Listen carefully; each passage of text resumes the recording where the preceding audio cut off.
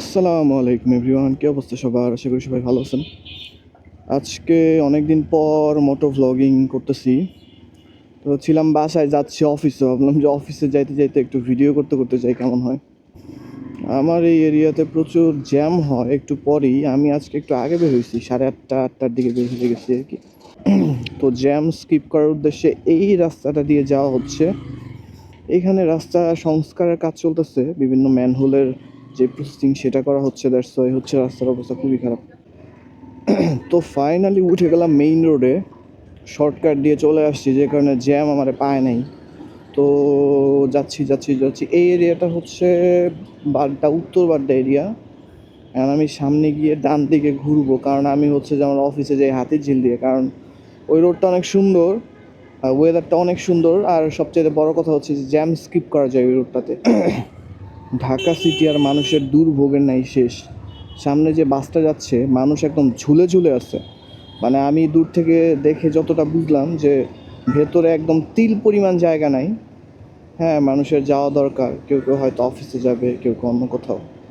তো কি পরিমাণ ভর্তি হয়ে আছে বাসটা, ইভেন কিছু লোকজন দেখেন সামনে বের হয়ে আছে। তো এটা খুবই বিপজ্জনক একটা কাজ, এইভাবে লোকজন হচ্ছে দরজাতে বের হয়ে থাকা।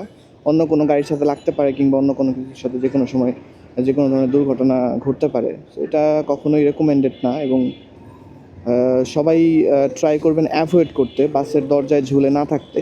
এটা অনেক রিস্কি। আমি পার হয়ে যাই, যেহেতু একটু গ্যাপ আছে। আসলে ঢাকা সিটিটা অনেক বেশি যান্ত্রিক। এখানে হচ্ছে যে প্রচুর পরিমাণে সিচুয়েশন খারাপ থাকে রোডের হচ্ছে যারা চলে এদের। হ্যাঁ, রোদ, ধুলা, তার মধ্যে হচ্ছে মানুষ ম্যাক্সিমাম টাইম মানুষের মেজাজ খিটখিটে থাকে। ইভেন আমি এমন অনেককে মারামারি করতে দেখছি রাস্তার মধ্যে, একদম সুটেড বুটেড, মানে হচ্ছে ফর্মাল, মানে এরা well educated. Don't know well educated কিনা, বাট এডুকেটেড এটা বলা যায়, দেখে বোঝা যায় যে চাকরি বাকরি করে। এরকম লোকজনকে আমি দেখছি হচ্ছে রাস্তার মধ্যে মারামারি করতে ঢাকাতে। তো এটা হরহামেশাই ঘটে, এটা হচ্ছে যে যে কোনো সময় দেখা যায় রাস্তায় এরকম সিচুয়েশন। মানুষজনের মাথা গরম থাকে ওয়েদারের কারণে, বিভিন্ন বিরক্তিকর আর কি। ঢাকা সিটিতে চলাই অনেক বিরক্তিকর আসলে। এক জায়গা থেকে আরেক জায়গায় মুভ করা, মানে কেউ নিশ্চয়তা দিতে পারে না যে সে কয়টায় পৌঁছাবে। তো মাঝে মধ্যে বাইক নিয়ে মুভ করা অনেক ইজি হয়, অনেক শর্টকাট ওয়ে দিয়ে চলে যাওয়া যায়, বাট বাস এবং অন্যান্য ভেহিকলের জন্য এটা খুবই পেইনফুল ব্যাপার। আর আমার যেটা মনে হয় যে ঢাকা সিটির রোডগুলোর শৃঙ্খলা নষ্ট করতেছে রিক্সাগুলো। আমি এখন পর্যন্ত বড় কোনো অ্যাক্সিডেন্ট করি নাই, বা বাইক কেনার পর থেকে পড়িও নাই কখনো বাইক নিয়ে। তবে এই রিক্সাগুলা অনেকবার এরকম হয়েছে যে আমাকে মেরে দিয়ে চলে গেছে। মানে হয়তো সাইলেন্সার এসে মেরে দিচ্ছে, কিংবা অন্য কোথাও ঘষা দিয়ে দিচ্ছে। তো এদের থেকে হচ্ছে আমার ভয়ই লাগে। আমার বাস ট্রাক দেখে ভয় লাগে না, আমার এই রিক্সা দেখে ভয় লাগে। So I am entering Hatirjheel, the most beautiful road of Dhaka city বলা যায়। আমার অনেক ফেভারিট রোড এটা। আশেপাশে যে ডান দিকে হচ্ছে এই ঝিলের ভিউ পাওয়া যায়, মাঝখান দিয়ে রাস্তা। আর অনেক ঠান্ডা বাতাস এখানে, কারণ আশেপাশে প্রচুর গাছ আছে মানে অক্সিজেনও আছে। সো আর রোডটা অনেক স্মুথ। তো বলাই যায় যে ঢাকা সিটি সবচাইতে সুন্দর রাস্তাগুলোর মধ্যে এটা একটা। অন্যান্য কয়েকটা রাস্তাতে আমি গেছি, Purbachal, Dhaka Mawa expressway, but Hatirjheel road it's different. ওই দিন দেখলাম একটা প্রতিবেদনে রেড হেড স্নাইপার নামে একটা কচ্ছপের পরিমাণ নাকি অনেক বেড়ে গেছে হাতিরঝিলে। তো রেড হেড স্নাইপার যে কচ্ছপটা, এটা হচ্ছে খুবই রাক্ষসী প্রকৃতির কচ্ছপ। এটা হইতেছে যে জলাশয়ের জন্য খুবই ক্ষতিকারক, এটা অন্যান্য মাছ টাছ যা আছে সব খেয়ে ফেলে। যেরকম হয়েছে সাকার ফিশের ক্ষেত্রে। তো সাকার ফিশও হচ্ছে যে এরকম ফার্স্ট টাইম অ্যাকুরিয়ামে ছিল, এরপর হইতেছে এটা কেউ হয়তো ভুলবশত কিংবা হচ্ছে ইচ্ছা করেই জলাশয়ে ছেড়ে দেয়, এবং এরপর এটা হচ্ছে বংশবিস্তার শুরু করে।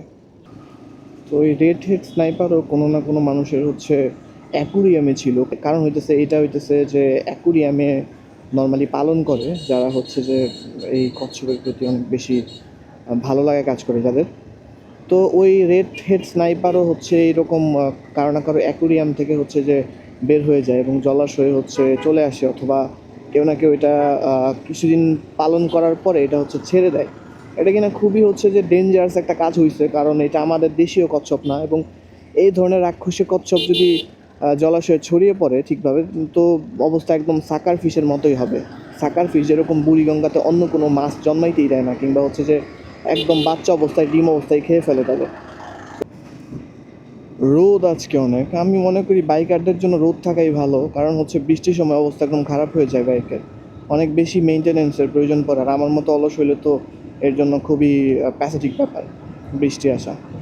তবে বৃষ্টিও সুন্দর, বৃষ্টি হচ্ছে যে অনেক সময় অনেক বেশি রোদ এবং টেম্পারেচারটা অনেক হাই থাকে, ওইটাকে রিডিউস করতে হেল্প করে এবং ঠান্ডা একটা আবহাওয়া দেয় সবাইকে। বাট রাস্তাঘাটে যারা চলাচল করে এদের জন্য বৃষ্টি খুবই পেইনফুল ব্যাপার। এইটা কি গাছ সামনে ডানা এরম নো, বাট গাছটা অনেক সুন্দর। এটা মনে হয় যে কোনো নগ্ন বীজি উদ্ভিদ ছিল, নগ্ন বীজি না নগ্ন জীবী হবে কিছু একটা ওয়ার্ড। তো আমি যাচ্ছি বামে, আমি এদিক দিয়ে উঠে যাব মগবাজার এবং ওখান থেকে ট্রাই করব যেতে আমার লোকেশন বাংলায় সচিবালয়, মানে সেগুন বাগিচা যে আছে ওইখানে। সো আই গেস আর বেশি সময় লাগবে না, অলরেডি মগবাজার চলে আসছি। এখন বাকি সময় লাগাটা ডিপেন্ড করবে সিগন্যালের উপর, কারণ এখানে কয়েকটা সিগন্যাল আছে সামনে। ও এমজি, সামনের ডানের রোডটা মানে এইদিকে আসার যে রোডটা সেইটাতে খুব ভয়ানক জ্যাম দেখা যাচ্ছে। এটাতে জ্যাম হয়, আমিও ফেস করি যখন কিনা আসি, কারণ সামনে একটা সিগন্যাল আছে। এখন বাংলাদেশ সচিবালয়ের দিকে সামনে একটা অনেক সুন্দর চার্চ আছে খ্রিস্টানদের, দূর থেকে দেখে অনেক ভালো লাগে, মানে মনে হয় যে অনেক সুন্দর করে করা ভিতরে, ধর্মীয় উপাসনালয় খ্রিস্টানদের যেটা। আমি কখনো যাই নাই এবং যাওয়ার ইচ্ছাও নাই, যেহেতু ইটস নট ফর মুসলিম। এখানে হাতের বামে হচ্ছে বেইলি প্রিপারেটরি স্কুল। তো যেই চার্চটার কথা বলতেছিলাম সেটা হচ্ছে সামনে আমার ঠিক ফ্রন্ট এরিয়াতে, এবং এইখানে একটা সিগন্যাল আছে যে মাথার উপরে লাল উঠে আছে। So I want to cross the limit, এখানে দাঁড়াবো কিছুক্ষণ। তো সিগন্যাল গ্রিন হয়ে গেল এবং আবার যাত্রা শুরু এই চার্চের কাছ দিয়ে। তো দেখা যাক কত দূর যাইতে পারি। এখানে প্রচুর জ্যাম হয়, অনেক বেশি আমার ফেস করা। এই রোডের মধ্যে সবচাইতে বেশি জ্যাম হয় যে এইখানটাতে। তো ফাইনালি ঢুকে গেছি বাংলাদেশ সচিবালয় এরিয়াতে। আমার অফিস আর একটু সামনেই, খুব সম্ভবত 1 থেকে 2 মিনিট লাগবে গিয়ে পৌঁছাইতে। তো আজকের মতো ভ্লগ এখানেই শেষ। সবাই ভালো থাকবেন এবং পরিবারকে ভালো রাখবেন। আল্লাহ হাফেজ।